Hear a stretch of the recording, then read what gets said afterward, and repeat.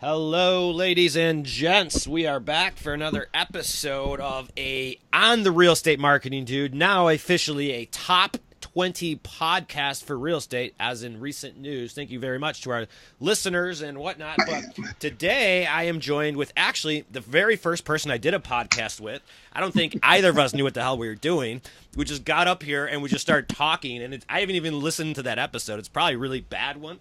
But I'm really happy to bring on not only a close friend of mine, Mr. Michael Hellickson of Club Wealth, but to go over the topic that we're going to be talking about today because, for those of you on my blog, on the podcast, we're always talking about this paradigm shift that's happening within the real estate market and all this stuff that's going on. And the landscape of our business as agents is changing. Even the brokerage dynamic is changing. Everything's changing, and whenever there's change, there's opportunity. So there's nobody better to have on this show today than my personal friend, Mr. Hold on, what do you say? World class Michael Hellickson. I don't know how I forgot the world class thing. What's up, man? How are you? And welcome to the show. I am fantastic, man. That's hilarious. You cracked me up. I gotta tell you, man, it's always an honor to be on your show, Mike. And it's no surprise that your podcast is now in the top 20 podcasts of all real estate podcasts out there. So totally no surprise there. You've earned it. You've worked hard for it. So Sweet. Thanks for having me on. I appreciate it. And dude, let me tell you, you're right. There's a huge paradigm shift happening right now in the industry. So I'm glad that we get to talk about that today. So the topic that we're talking about today is about how teams and expansion teams are taking over the industry, and why you either be involved in one or, doom, doom, doom. Here's the end. All right. So what is, because Michael, it's too modest to say this, but I'm just going to go ahead and say it. Michael is a real estate coach. You have a specific niche that you concentrate on, and you teach and coach some of the top teams in the country that I had the privilege to meet. Some of them have been on our podcast before that I met through you directly. But you see what's going on front hand. So let's go out, and I want to start with our first question, which is going to be, all right, let's look at the 5,000-foot view on just the concept of teams and what's happening and why you think it's happening right now in the marketplace. Because there's a lot of independent agents that need help. Joining a team might just be the right thing for them to do. Well, you're right. It's interesting. I always tell people, look, you're either going to be on a team or you're going to be starting and building a team yourself, or you're going to struggle in the coming years. And it's interesting because the team concept itself is not new. But things that are happening with teams right now and the way teams are impacting the industry is really changing right now. And in particular, so let's talk about just basic teams. Why are teams such a strong platform right now? Because you can segment the workflow. So I can take, instead of trying to be the jack of all trades, master of none, right? Which a lot of agents think, oh, well, I'm good with buyers and I'm good with sellers. Well, here's the reality. Teams know better, and you're not great with working with your buyers and with working with sellers and at working with admin work. You're good at one thing, and you can be best at one thing. So what teams allow you to do is break up that workflow and do what you do best, and somebody else does all the rest of the stuff. That right there is a huge, huge, huge benefit of being on a team. Go ahead. You look like you're move to the right a little bit because I'm losing your left ear in the video, and I know we're going to do this. There we go. All right. I want our audience to see, especially when I do this video. I want them to see how this is my pretty ear. I want them to see how good looking you are. So,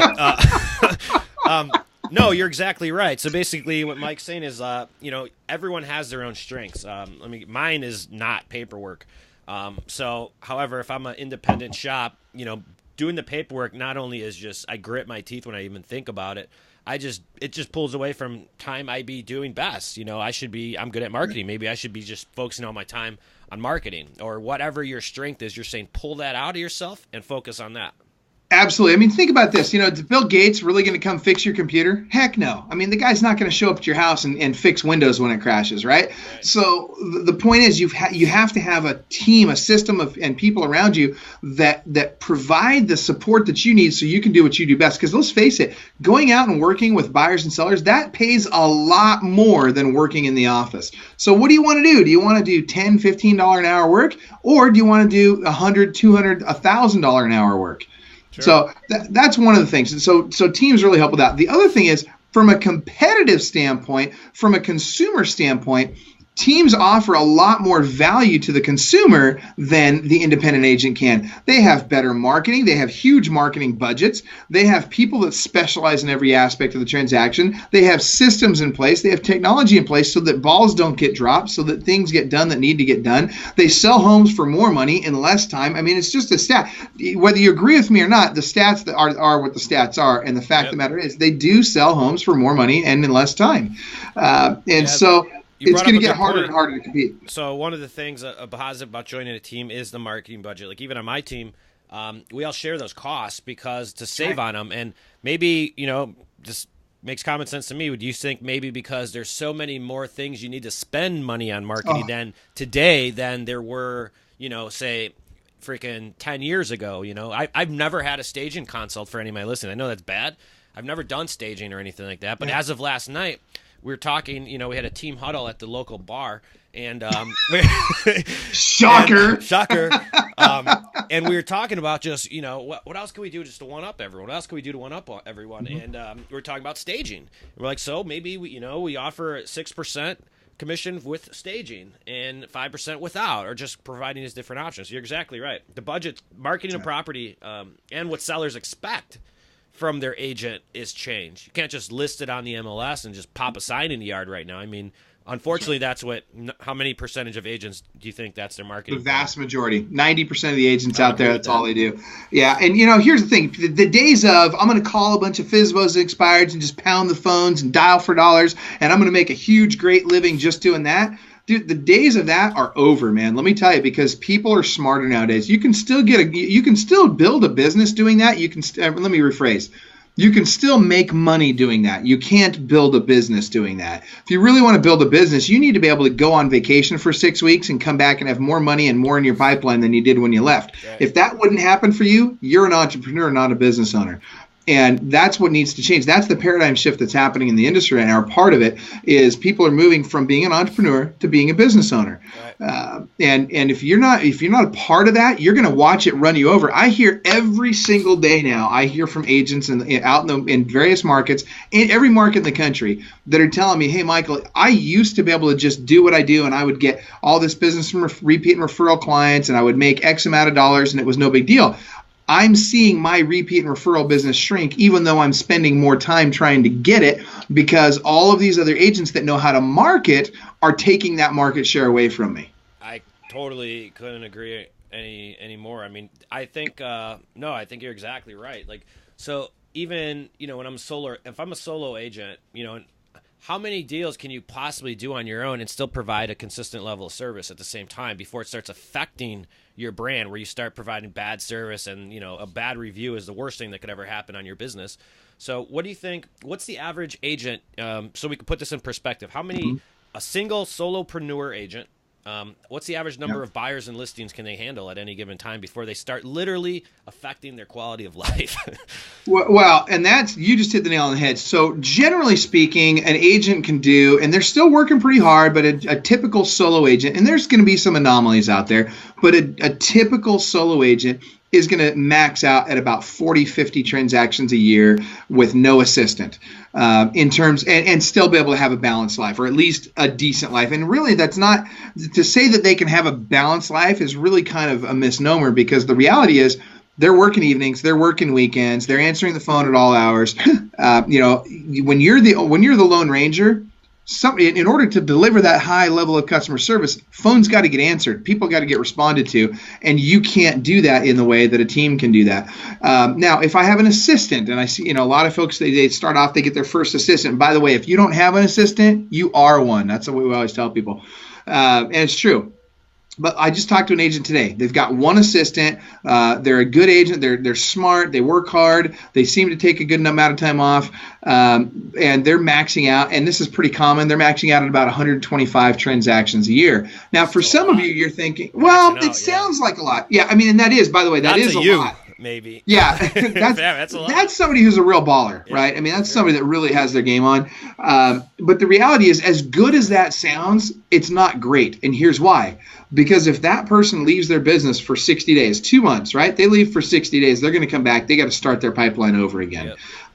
And all the people that they were working with, they've delivered bad customer service to in that 60 days that they've been gone. And what they'll say is, oh, but I handle it when I'm gone. Then you're not really gone, right? If you want to really, truly be able to disconnect, you're going to have peeps in place. Yep. So, and not only that, but again, 120 transactions, that's a big number for somebody with one assistant. That is a big number. That's a lot of work. Absolutely. Yeah. Now, I have also seen, the whole team dynamics, it's almost like, what is the role of the brokerage play now? Because it almost seems like, so it's like, you know what I mean? It's like you go into these brokerages, and I see it all over the place, and, it's like, well, what do you offer that none of your competition does? So it's always about standing out, but, I'm looking at how our team and some of the teams I met in some of your masterminds and whatnot, and they're doing it themselves. I mean, most real teams aren't really relying on their brokerage for anything, which I believe is why the 100% model's on the rise and going to continue to stay. Yeah, you're right. What can a brokerage do to better, how many people are calling you and asking you that own brokerages? I know there's a lot within a lot of your students own brokerages. So how are they, say they have their own team going as one business, but they also run the brokerage and they have agents, in their brokers. What can they do to compete today? So that's a really big question, and I don't know if everybody realizes how big that question is. First of all, what you're doing with brokerages, Mike, it's a big deal. Putting a marketing dude in the brokerages and having them be able to learn how to really truly help people market, that's a big deal. You've got models like Long Doan and Mike Bernier in Minnesota, right? Perfect example of somebody who's thinking outside the box. They've got kind of a hybrid team brokerage model, and I'll tell you, the brokerage model, the traditional brokerage model, it's broken. It is absolutely broken. People are leaving traditional brokerages in droves right now. Now, don't get me wrong. I think there's some great traditional brokerages out there, and I'm not saying that you should leave your traditional brokerage. Frankly, if you're paying, a lot of people are paying $30,000 a year to their broker. It's probably more mental damage than it's worth to try and move, right? It's very disruptive to move from one office to the next, and you're going to lose more than you're going to save, generally speaking, by making that move. Now, that being said, let's assume that you've had it and you've moved or whatever. Those brokerages that are providing ancillary services like escrow, title, mortgage, some of those services, that's one of the ways that brokers are surviving nowadays. I can tell you, I've got an example. Traditional brokerage client of ours has 5 brokerage offices, 5 offices doing $1 billion a year in sales. So for the last 2 years, they've done an average of $1 billion each year for the last 2 years. Broke even on the brokerage. Broke even. Yeah. Didn't make money on the brokerage. Where'd they make their money? Escrow. So that whole model's broken. So the question is, what can they do to provide more value? Marketing, providing the environment is important, but really here's what top producers want. The days of going after mom and pop agent, they're going to do 2 or 3 deals a year or 5 deals a year. Forget about those guys. That's not what you need. What you need to figure out is, how do we go after the teams? And what the teams want is, they want an environment where they can be successful. They don't want to pay a ton of money. They want to make sure that they've got the proper splits for not only themselves, but for the people on their team. And they want you to get the heck out of their way. Yeah. No micromanagement. That's right. Because your brand don't do anything for me. Nope. No, nobody cares anymore. No. Nobody cares if I'm with Keller Williams or Remax or nowhere. It doesn't matter. I have a good question on that. I agree with you. All right. But for whatever reason, agents in the Midwest, I'm in Chicago, so agents in the Midwest and Chicago, we're always like 5 years behind the trend. And I see what's happening. This reminds me of the short sale market. When everything was hitting on the coast, in Chicago, we were still selling new construction. And it was going out of style. Everyone's crashing. We're still going normal. Yeah. It took a year or so to hit by the time it did. I'm seeing the same thing, because agents in my market still believe that, oh my God, I got to have that brand on my listing. I got to do that. And I'm just like, you guys don't get it. It's not. And you're going to change you're going to see, I'm thinking I'm interested to see what's going to happen in our market in the next few years, because I don't see the value that a lot of the big brands offer their agents. And you'll have 2 different brands with 2 different cultures, 2 different offices, the same brand, but 2 different leaderships. That's right. It'll be totally, totally different. Absolutely. Well, and one of the things, agents nowadays, if I'm a team leader and I'm going in an office, you know what I really need my broker for? I need my broker to handle the MLS complaints. I need my broker to deal with all the MLS issues, check paperwork, whatever, that kind of stuff. Other than that, I really don't need them. I don't want the marketing they provide most of the time because it sucks anyway, right? I mean, the reality is they're going to offer me some system that's 10 years old that really, that they think is the bomb diggity. It's really designed for a brand new agent. They're not going to give me the robust systems that I want to be working with, like a Commissions Inc. or a Boomtown or any of the other millions of platforms out there that are light years ahead of some of the stuff brokerages are offering. So what do they really bring to the table nowadays other than the brokerage license? Not much. Right. Just a processing center. Yeah. Cut the checks and, keep us in compliance. That's right. That's right. So what else are the typical agent who's thinking about starting a team? What is the volume level that team becomes a reality for somebody who may be listening? So what type of volume or production that should an agent be doing before they start thinking of the concept of, I got to have a team? Because a lot of agents are scared to they might be doing, I'm throwing a number out there. Say they're doing 3 or 4 million, and they're like, can't do a team yet, But how do they get from point A to point B, and what are you seeing? It's never too late. It's never too early, I should say. You need to get on a team. The second you have a positive cash flow and the ability to bring people onto your team to handle some of those buyer leads, when you've got more buyer leads than you can personally handle yourself, it's time to build your team. And creating that, I can go into a market and I can create a surplus of buyer leads today. In any market around the country, I can buy those leads. I don't have to spend 3 years in a marketplace to create a surplus of buyer leads and be able to start building a buyer agent team. Right. But you hit the nail on the head, Mike. It's all about culture. It's all about leadership. If I can come in there and I can provide the proper leadership and I get the vision, I understand all the systems, processes, tools, technologies that I need to have in place so that my team members can be successful, I'll get the success I want. But understand this, you guys, for those of you that are listening to this, moving from tier 1 to tier 2 is the most difficult time in your business. And essentially what I mean is when you go from $0 to $150,000, breaking past that $150,000, hiring your first assistant and your first 2 buyer's agents, that is the hardest time in your business because you actually make less money in that following year as you're building your team and than you were before. So you take a hit in income. You're building something. You're building business equity right off the bat. That's right. So I love disc profiles. So what is, people are asking, where can they go find a disc test? Because there's a certain personality type that should be a team leader. So let's just help those people right off the bat. All right. Don't start starting a team unless you fit this personality. What is that? What are most team leaders in terms of personality? There are team leaders that don't fit this profile. I'll start with that. There are, but they're rare. They're few and far between.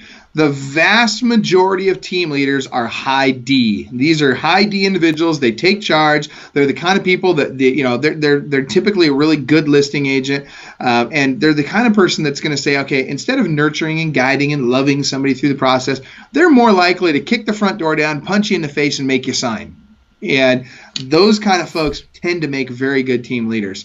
Now, that being said, there's exceptions to every rule, and there's some phenomenal team leaders out there that don't have that personality profile. But by and large, your team leaders are not afraid to take action. So what's your advice to a new agent? So my advice find a team, because we know the answer.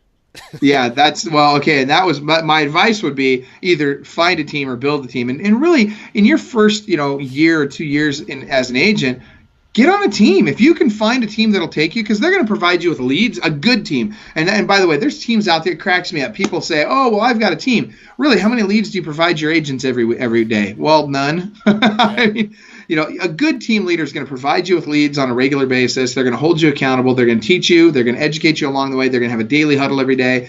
And so how do I find a team like that? You need to ask around. You need to find out from your broker. So go to all the brokers in the area, and so your interview. Let's assume you haven't picked an office yet, or even if you have, go to all the brokers in the area and find out who are your top 5 producers. Mm-hmm. Chances are they're all teams. So now go interview with all of those folks, and start making phone calls and see where that fit's going to be for you. Good tip. What do you? Let's talk about this whole expansion teams concept. All right. I know this is something that you guys you're like, tell me what you're doing with agents. Tell me what it looks like. Maybe there's a big team listening on this podcast right now. Tell me what that looks like. 'Cause it's pretty interesting. I mean, it's something that I take a lot of interest in. I want to hear. I don't think a ton of people know about this. I know it's a topic, but I don't think it's widely known. So let's go through what that means by expansion team and give us a couple examples. If you could even cite their names if you want, Sure. that are doing it, and what does this look like? Because you're really, you're creating business owners at the end of the day that just have a focus in real estate. So that's right. Share with us how that looks like. Well, first of all, expansion defined is essentially, and this is a term that Keller Williams coined a while back. We had expansion teams, 10 years ago that we didn't even call them expansion teams. We had no idea what that term meant, but we just had agents in different markets. So really, what an expansion team is. I've got, maybe I'm in Seattle and I've got my little team in Seattle and I'm growing my team and it's going well. And then all of a sudden I decide, hey, you know what? We should expand from Seattle into Tacoma. And so I'll hire a couple agents down in Tacoma. I'll start sending them leads, and then we expand from there down into Olympia, and then maybe down into Portland eventually, and then we go north up to Bellingham, and maybe into Canada, and maybe we go to Spokane. So essentially, expansion teams are just what it sounds. It's as your team grows geographically into different markets. And that doesn't mean that I'm going to go from Seattle to Florida or from Seattle to California or something like that. It just means that I might be going a little bit further away from my office than I would personally drive for an appointment. Now I'm starting to talk about expansion. Now, that being said, there's a lot. This is where, and I keep bringing up Keller Williams only because Keller Williams is the one company right now that has really figured out the importance of expansion teams. And let me tell you something, Gary Keller, I don't always agree with everything he says, but let me tell you something. This is not a stupid man. This is a very intelligent guy. And what he has done is he is betting the farm on expansion teams right now in Keller Williams. I mean, absolutely betting the farm on it. And he's right to do it because it's taken over. And so what happens now is you've got these team leaders that are saying, okay, I've got my operation here. I'm going to open up one here. And they're doing it based on I'm going to either find really good talent or I've got a really good market that I want to be in. And we're doing the same thing. We're building expansion teams all over the country, and we're actually partnering with a lot of the bigger producers out there. We'll take a really big, like a Tristan Ahumada, for example. I know you know Tristan, who's got a huge operation in Westlake Village area of California. And now we've got an expansion team with Tristan in Long Beach, California, where we run the team for him, but it's his team. So nobody knows that we're kind of on the back end. But he gets to take all the credit. It's all branded to him, and all he's got to do is recruit people for the team, and we take care of all his huddles, his leadership, all that stuff. But here's the reality. The reason why teams are taking over, here's one of the biggest reasons right here. Let's say I want to buy Realtor.com leads in a particular area, or I don't care what lead source it is, doesn't matter. It could be any lead source out there. I want to buy that particular lead source in a particular market. I'm Joe Agent off the street. I'm a brand new agent, or I'm doing 100 deals a year or something like that. When I go speak to that company about buying leads from them, they're going to tell me, well, we've got an 18 to 20 person deep waiting list, so you're going to have to wait it out a little bit. But then somebody like me comes in and I say, hey, Realtor.com, you remember that $500,000 I spent with you last year? Well, I'd like to go into this particular market and I'd like to make a big commitment to Realtor.com. They're going to say, well, we've got a waiting list, but since you're spending $500,000 a year with us, we're just going to put you to the front of the line and we're going to give you those zip codes you want. Right. So that's what's happening. And teams are coming in and they're sucking all the good lead sources up, and you can't compete with that. Money talks. Absolutely. So again, what does it come back to? Shared marketing expenses have gone up. Therefore, you've seen agents sort of team up together to stay consistent and competitive. That's right. Farmers figured this out years ago, right? They, years and years ago, decades ago, farmers figured out to have co-ops, right? A combine can cost $1 million or more for a really great combine. You could literally spend, there's a low-end combine could be $150,000 for a crappy little combine. These things are GPS controlled now. It's big dollar equipment that farmers are using now. The average farmer can't afford that piece of equipment. So what do? They co-opt that piece of equipment. They get together with other farmers, they buy that piece of equipment together, and they share it, and each person gets to use it on their farm. That's essentially what teams are doing. They're just co-oping resources. Yeah. Yep. Yeah, it's making it harder for the little guy almost Absolutely. to compete with a lot of this stuff. Yep. There's so many more expenses. Like, let's look at video is one of them. So like video is like one of those things that you just have to do. You can't not do it. What are you going to do? But what we're doing is because the video costs are expensive, we just team up on the team videos, and the cost is divided by 4 versus one person. That's right. It's still doing the exact same thing, but because we're buying a bulk subscription to the video guy, that we're getting a discount on that. So it's like makes sense, and it's just what we have to do. It's more expensive to market today. It's like anything else; everything's more expensive. That's right. How things work. Well, and that's it.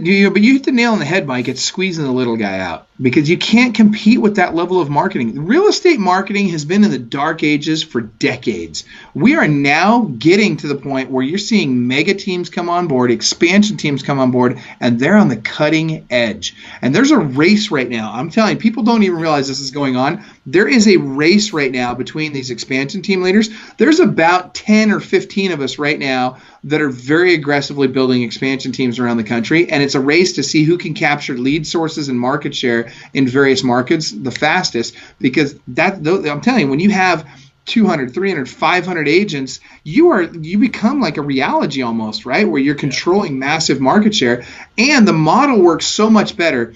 I can do more business with a 12-agent team than a brokerage can do with 1,200 agents. Right. That's powerful.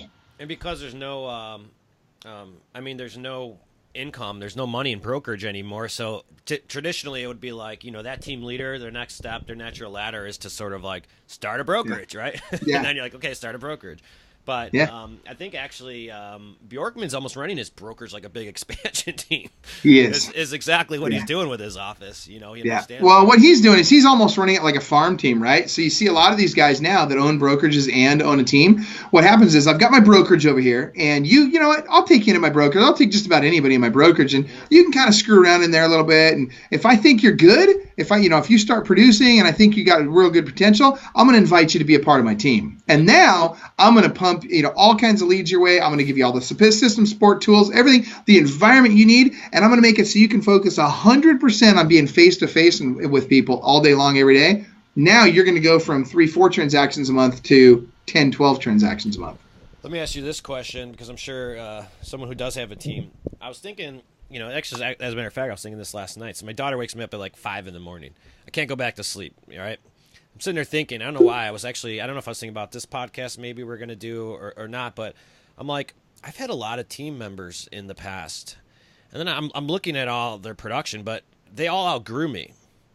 All right. So that was my problem was, maybe that shows that I was helping them a lot, but they all outgrew me. Their business became bigger than mine was, and then they went off on their own. So I could see that, it's like, as a team leader, one, is there a certain personality type that you should hire that doesn't just, because you're grooming. My current partner now, he's on his own. Like, he's not my partner anymore. I don't make anything off him. But I brought him on, trained him, groomed him, got him all through. And it's great. I'm totally happy for him. But how does a team leader prepare for that? So I am so glad you brought this up, because this is a major problem for a lot of team leaders and for a lot of expansion teams, frankly. A lot of these guys are wondering about the same thing. Let me tell you, here's the paradigm shift you have to go through. First and foremost, I want that guy. I want that guy that could easily outgrow me and go out on his own. Because what I'm going to do that nobody else is going to do is I'm going to provide him not only an opportunity for him to produce today, but I'm going to provide him with a career path, an opportunity that's beyond anything he'll ever be able to do on his own. And I'm going to make it so enticing that he would lose so much money by going out on his own and trying to start over that he might as well just stay here because it's the path of least resistance. Mm-hmm. So here's what I mean by this. You have to provide greater leadership opportunities for these guys. You have to make sure that you're expanding their opportunity bubble, because as their opportunity bubble expands, yours naturally expands, right? Like them branching out of their new expansion market to the next areas, and they become the head of that. It's like you're setting up a corporation. In other words, you're setting up a true business. That's exactly what it is. That's what the expansion teams are. But this all involves a lot of planning ahead of time. Yes. Without having those initial, even if you're just bringing on a team leader for the first time, without having that initial conversation and implementing it 6 months down the road, it's not going to happen. Right. You're right about that. Because there's a couple of reasons for that, though. Planning is part of it. The execution's really the big part, though, right? Most of these guys won't execute on that. And big part of the problem is Most team leaders have such big egos, and there's plenty out there that don't, but there's a lot of team leaders out there that have these massive egos, and there's no room at the top for anybody else. Right. That's what you've got to get out of your head. You have to make everybody else the rock star. You have to understand, if I can make everybody, if I hire people, I want people on my team that are smarter than me. I want people on my team that are better than me. I want to provide them with an environment where they can be the very best they can be and have more opportunity here than anywhere else. And if I can do that, then guess what? The rest of it takes care of itself. Our goal right now, in 5 years, we're going to have 2,000 agents on our expansion teams. Think about that. 2,000 agents working together in one expansion model that literally feeds on itself from place to place throughout the country. And that's referrals back and forth. No, this is an interesting stat I saw was so NAR's stats. We just did a webinar yesterday, and I didn't realize that it's over 60% referral and repeat business, but 5% of that is actually referred from other agents, which I was thinking it was more like 1% to 2%, but 5% of all referrals are agent-to-agent referrals, which is pretty massive. That's a big number. Yeah, and with an expansion team model, you can increase that number substantially. Yep. So, I mean, I'll give you an example. Like Tristan, we've got Tristan Ahamada in California. He's one of our coaching clients and an expansion partner of ours as well. He gets 8 referrals a week. Sure. A week from other agents around the country. That's insane. That's powerful. How does he get that? Because he's out there. Everybody knows who he is, and he's got this expansion team model. He's created a brand of himself. Absolutely. Who he is. He runs lab coats. He's got, That's right. That's just he's a brand, and I think that's a big shift too. That I think a lot of these team leaders are starting to see is that, the company or the logo behind your name on the people that have your business card is you got to create your own brand. Actually, I fought my broker with this earlier this year. Like, well, it doesn't fit our sign standards. I'm like, your sign doesn't make me money. This Chicago real estate dude with this cartoon does. So I have to do what's best for us to create that business, and not what's best for you. I mean, we're still on the same team here, but you got to let me lead my brand. I understand that, how important that branding is, because without branding, you can't build a business without a brand identification. I hope people are really hearing you on this, Mike. I mean, the reality is, and for those of you that are watching this, listening to this, you need to understand Mike, better than just about anybody in this industry, gets branding. He is very, very good at branding, and you need to be good at branding as well. If you're not good, if you don't have your brand established, what are you doing? You're reinventing the wheel every month. You're starting over every month, every year. You don't have a brand. Guess what? You're not capturing everything you should be capturing out of what you're doing. And I'm telling you, it could be magnitudes. It could literally increase your outcome a year down the road by a factor of 10 if you have the right brand and people recognize it, and if it's a brand that people trust and recognize in your marketplace, a factor of 10x is not unheard of. Yeah, I mean, let's put this into perspective. People ask about brand. Mine's Chicago real estate dude, so that just sticks with people. Mike Cuevas and the cartoon. Yeah, you're right. Is part of the brand. People don't remember Mike Cuevas, but they remember the dudes. People call me. I'm now the dude because I built a brand with it, and that's what I lead with. Mike Bjorkman's a master brander in California. He's Team Bjorkman everywhere. He wears his stuff out, but it doesn't have to be a cartoon, is my point, or it doesn't have to be some funny, cute little thing. It's whatever you say it is. That is the message that creates the consistency of boom, boom, boom, boom, boom. Well, and here's to your point, Mike, it's also got to be authentic to you because, like, for example, here I am, I'm in a suit and tie. That's my brand, right? That's part of my brand. I wear a suit and tie. Cuevas wears a suit and tie. The dude thing wouldn't work for you? Huh? Well, and that's the same. I mean, seriously, but saying I'm the real estate marketing dude or the Chicago real estate dude, that's a very bold statement, right? You've got to be out there. You've got to really know who you are and be consistent with. You already put that brand out there. But now that you have, the people that are attracted to you are the people that are going to want to do business with you because they're going to like you when they actually meet you. Mike doesn't wear a suit and tie, right? Unless he's on stage at one of our events, right? Yeah. The last event that I did with Michael, he actually made me, I had to buy 2 suits before I went.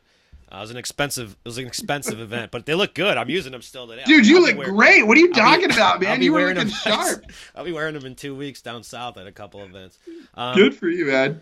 Dude, this is an awesome podcast. I think we got a ton of value for our listeners here. Of course, we could talk on forever. We're hitting just over the half-hour mark. Right I want you to please share the Club Wealth website. If you guys are thinking about using doing a team, or if not, I mean, if you're looking at just possibly hiring a real estate coach, I think Michael is the top one in the country.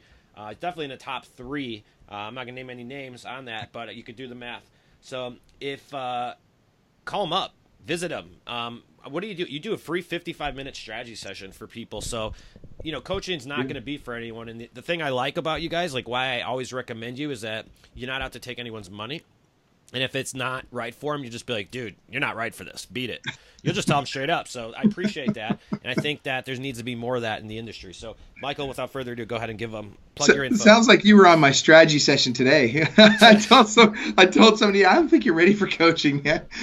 But, essentially, if you just go to clubwealth.com, that's it. Just check out clubwealth.com, and we've got all kinds of great information on there. We give away a ton of free info on there. You can sign up for a strategy session if you'd like one. It's no pitch. We don't pitch on our strategy sessions. It's literally just where are you at in your business? Where would you like to be? What have you been doing? What are you willing to do, not willing to do? And then we'll give you some tips. We'll say, okay, so in the next 12 months, here's what I would do. And by the way, you can do a strategy session with us once every 12 months. We'll do a free strategy session with you.